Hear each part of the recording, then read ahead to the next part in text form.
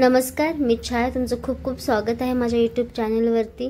तर आज मी बनवत आहे मिक्स व्हेजमध्ये इथे मी वालपापडी घेतलेली आहे.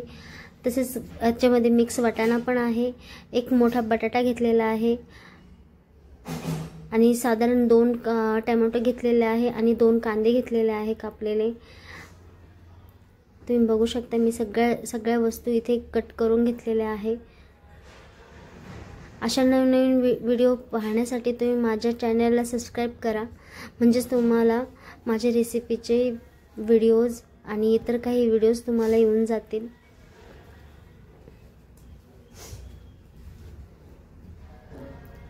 तर आता मी सगळ्यात पहिले हे जे वालपापडी वाटाणा बटाटा आहे हे मी सगळं उकडून घेणार आहे, म्हणजे बॉईल करून घेणार आहे मी. तर मी हे गरम पाण्यामध्ये टाकलेलं आहे. मी आधी सगळं धुवून घेतलं होतं, म्हणून मी ते असं टाकलेलं आहे याच्यामध्ये कढईमध्ये. आणि थोडं मीठही टाकलेलं आहे.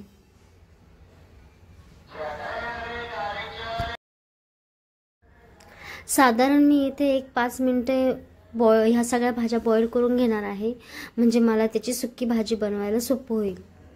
आता इथे भाज्या वाफून झालेल्या आहेत आणि छान अशा बॉईल झालेल्या आहेत.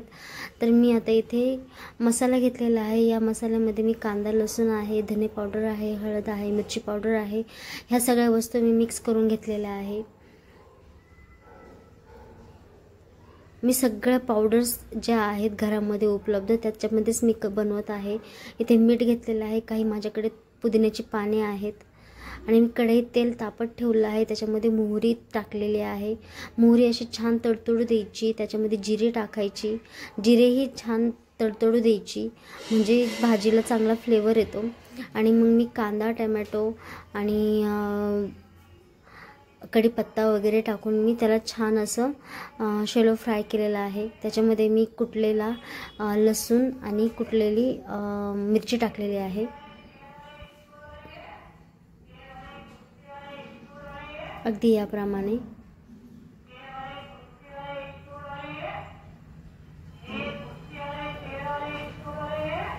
आणि हे सगळं परतून झाल्यानंतर मी ह्या ज्या वाफलेल्या भाज्या आहेत या मी याच्यामध्ये टाकलेल्या आहेत.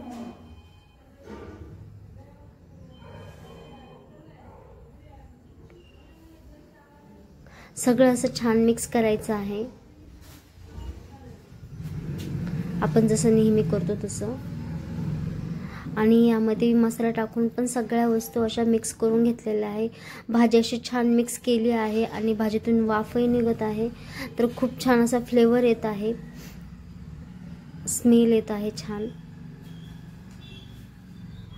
जवळजवळ माझी ही भाजी रेडी झालेली आहे.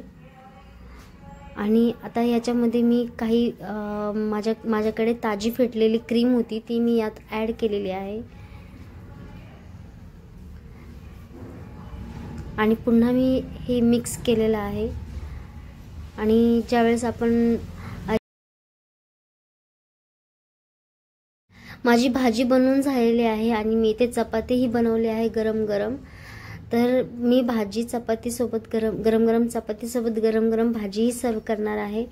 तर तुम्हाला ही रेसिपी कशी वाटली तुम्ही मला नक्कीच कमेंट करून सांगा. आणि भाजी अतिशय सुंदर झालेली आहे, खूप छान टेस्ट आलेली आहे.